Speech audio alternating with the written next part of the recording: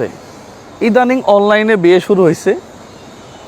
জামাই থাকে বিদেশ, সুন্দরী মহিলা থাকে দেশের, এদিক দিয়ে অনলাইনে বিয়ে হয়, অনলাইনে বাসর হয়। এই হচ্ছে একটা বিভ্রান্তমূলক অবস্থা। এখন আপনি একটা মেয়েকে বিয়ে করলেন, বিয়ে করার পরে একটু কিছু চাহিদা আছে নাকি? মানে আপনি বিয়ে করলেন, 7-8 দিন থাকলেন, এরপরে চলে গেলেন দেশের বাইরে, 5 বছর পরে আসলেন। আর আপনার বউ যখন অন্য ওই যে মেম্বারের ছেলের সাথে ইটিস পিটিস করবে, তখন আপনার খুব খারাপ লাগবে। দেখেন বিদেশি ভাইরা মন খারাপ করেন না, আপনাদেরকে সবসময় সেলুট জানাই। আপনারা কি সবসময় ওই রেভিডেন্স যোদ্ধা হয়ে থাকবেন? মানে আপনাদের পরিচয় হবে আপনারা রেভিডেন্স যোদ্ধা, আপনারা দেশের জন্য কাজ করতেছেন, এইটাই কি আপনাদের পরিচয় হবে? নাকি আপনি কারো বাবা হবেন? অনেক বিদেশি ভাই আছে, বাচ্চা ছোট রেখে গেছে, 10 বছর পরে আসছে, বাচ্চা বাপকে চিনে না। তাহলে কি লাইফে টাকাই সব? লাইফে কি টাকাই সব? আপনার যদি বিদেশ যাওয়ার ইচ্ছা হয়, আপনি বিয়ের আগে যান, সমস্যা কোথায়? অথবা আপনি বিয়ে করছেন, করার পরে আপনার 2টা বাচ্চা হয়েছে, এরপরে আপনি যান, যায় 3-4 বছর থেকে আবার ব্যাক করেন। আপনি বিয়ে করবেন, করার পরে ওই মহিলা 1 মাস থাকবেন সাথে, পেটে বাচ্চা হবে, বাচ্চা হবে এটাও দেখবেন না আপনি, বাচ্চা বড় হবে সেটাও দেখবেন না। 5 বছর পরে একবার আসবেন, আসার পরে 1 মাসের ছুটিতে এসে আবার 5 বছরের জন্য যাবেন। এটাই কি জীবন?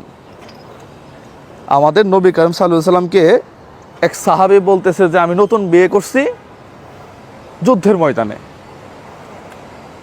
আমাদের নবী করিম বলতেছে আগে সংসার সামলাও, আগে তোমার বউয়ের কাছে যাও, এরপরে তুমি এসে আবার যুদ্ধে জয়েন করো। আর আমরা যেটা করতেছি, আমরা জীবনের জন্য যুদ্ধ করতেছি, আমরা রেভিডেন্স যোদ্ধা হইতেছি, পরিবারের খেয়াল নাই, পরিবারের খেয়াল নাই। ইদানিং ওই যে প্রবাসীদের বউকে নিয়ে অনেকেই অনেক ধরনের কটূক্তি করে, এটা দেখা যায়, সামাজিকভাবেও খারাপ দেখায়। আপনি যদি সুখের কথা চিন্তা করেন এই দুনিয়াতে, তাহলে স্বামী স্ত্রীর মাঝখানে একসঙ্গে থাকার যে সুখ, এর চেয়ে বড় সুখ এই পৃথিবীতে আর নেই, আর কোথাও নেই। এই যে ও মন খারাপ করছে, ও তো বিয়ে করে নাই, ওর তো বউ নাই, ও মন খারাপ করবে।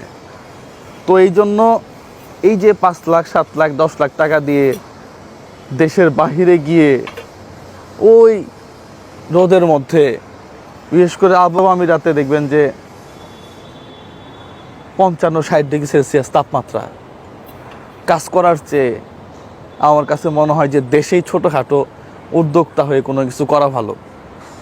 অনেকেই বাধ্য হয়ে যায়, সেটা যান আপনি, সমস্যা নেই, কিন্তু একটা কথা মনে রাখবেন, টাকা আপনি একটা সময় পরে কামাইতে পারবেন, কিন্তু আপনার ইয়াং বয়স, আপনার যুবক যে বয়সটা 30 থেকে যদি আপনি 50-এর মধ্যে চিন্তা করেন, এই মাঝখানের 20টা বছর আপনি আর কখনো পাবেন না।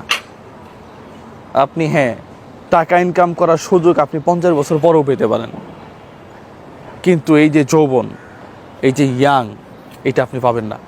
এই জন্য যার যার অবস্থান থেকে সতর্ক থেকে আমার মনে হয় যে বিদেশ ভ্রমণ করা উচিত। আপনারা যারা দেশের বাহিরে আছেন, তারা হচ্ছেন রেভিডেন্স যোদ্ধা, আপনাদের সবসময় সেলুট করি, সম্মান করি।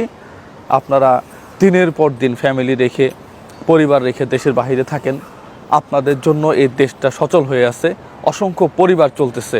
তারপরেও নিজের কথা ভাবতে হবে ভাই, নিজের কথা ভাবতে হবে।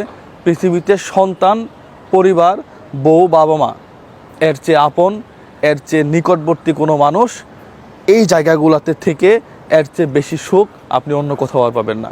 আসসালামু আলাইকুম রহমতুল্লাহ।